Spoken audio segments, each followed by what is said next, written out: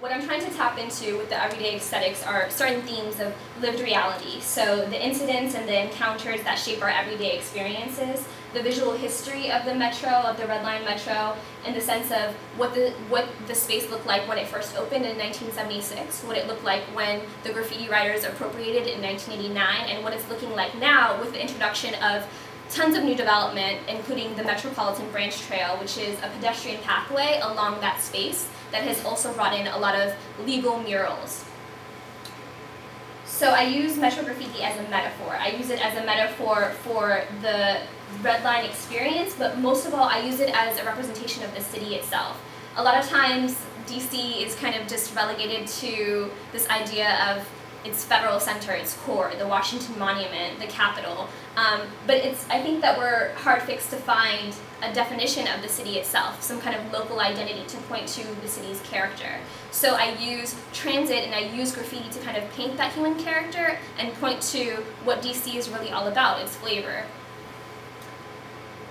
And I also deal with the idea of open space economics in the sense that the space is changing and graffiti writers certainly feel like they have a claim to it and that their valuation of the space is changing as well as more people have access to that space with the MBT. As well, not everybody's a fan of graffiti, and I tap into that to see what they think about this, what commuters think about the aesthetics that they see outside their window and whether or not they want it to change. It's very much about tapping into what the people are saying and dealing with the actors who encounter that space every day. So just to back up a little bit and to give you guys a little bit more than my dialogue, I came to this project very much on a personal note. I am a native Washingtonian and I've ridden the metro for about a decade now, some change. And I started noticing the graffiti outside my window when I saw one name next to just a host of characters that were everything from Fresh Prince of Bel-Air to the Joker from Batman, and that drew me in. I started asking questions about my ride, and that led me to a little bit of a documentary and production experience, but I'll show you a little bit of a taste of a video that I put together that explains my position in the story and helps you kind of locate me in the context of all this research.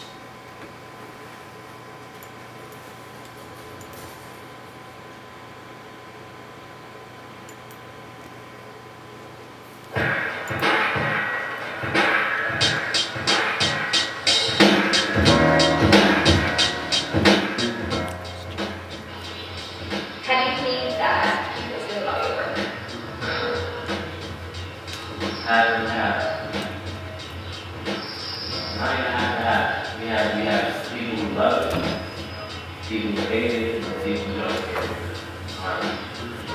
And I appreciate the ones who pay attention.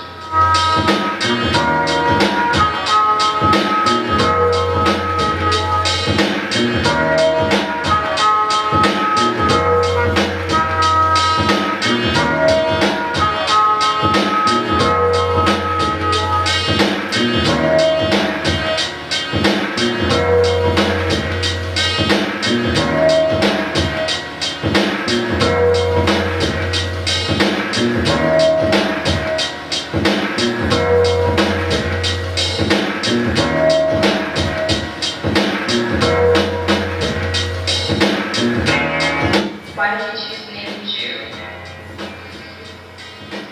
Jew is my high school name. So, first two letters of my name. Most people just have like their tag, you know, just their name written out. Like, why do you do pictures sometimes of yours? Imagery, I believe imagery captures like an audience attention a lot more than just a name. So what that led me to was this kind of larger question about the Red Line and its significance, not just to me and my relationship with Jew, but what Jew's relationship might be to other commuters. I wanted to know what other commuters thought about the graffiti that they saw at their window and what writers had to say about commuters' impressions. I wanted to know if they even cared, and obviously Jew was doing a lot of his actions to get attention. And that's not always the case with all graffiti writers, but bridging this kind of gap that I felt existed between graffiti writers and the commuters that they were communicating to was essential to me. A lot of what the Metro experience is kind of a one-way conversation.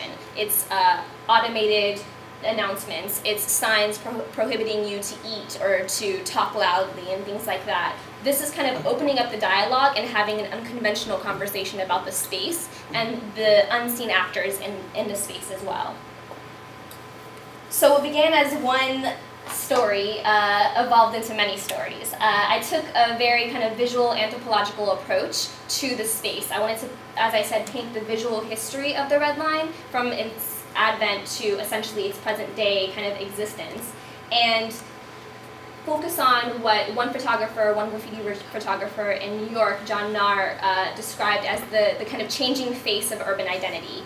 DC is one that's an identity that is really, like as I mentioned before, hard to pin down and hard to lock down. It's a transient city, it's an international hub. And certainly the demographics of the city are changing as well, which I will get into. But locating myself in this research was essential. I had to place myself literally on the Red Line and see why it mattered to me, to have kind of more overarching questions about why they might matter to everybody else. So I did my best to capture the scene through documentary as my tool and as my form, but very much to have an open dialogue and an open conversation. So I situated myself exclusively on the Red Line to talk about that space and to avoid kind of a more limiting discourse I felt about graffiti or about the kind of institutional or infrastructural appeal of the Red Line. This is again about lived reality. This is about individual experiences and communal experiences. So I kind of avoided having to do a kind of graffiti 101 or street art 101 and breaking down maybe the rules of the practice, the history of the practice. Situating myself exclusively on the Red Line really gave me a freedom to kind of avoid those kind of hindrances of having to explain the whole canon that I came from.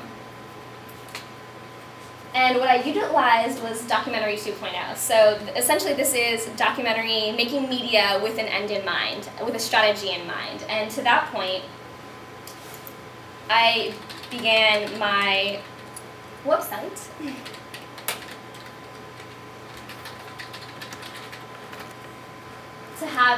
To take a very discursive approach and to have an open dialogue, to pose questions to other commuters, to invite graffiti writers to speak and to share their experiences, to post themselves.